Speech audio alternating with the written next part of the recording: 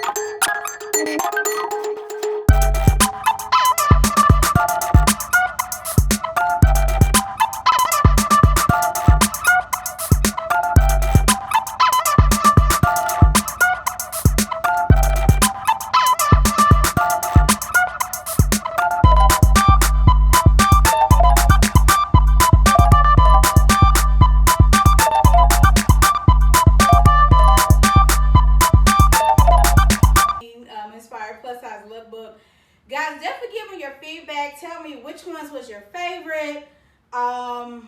Yeah, I mean, my favorite personally was the Mad Hatter. Like, let me tell y'all. So I made this top hat out of cards. Like, I made this top hat.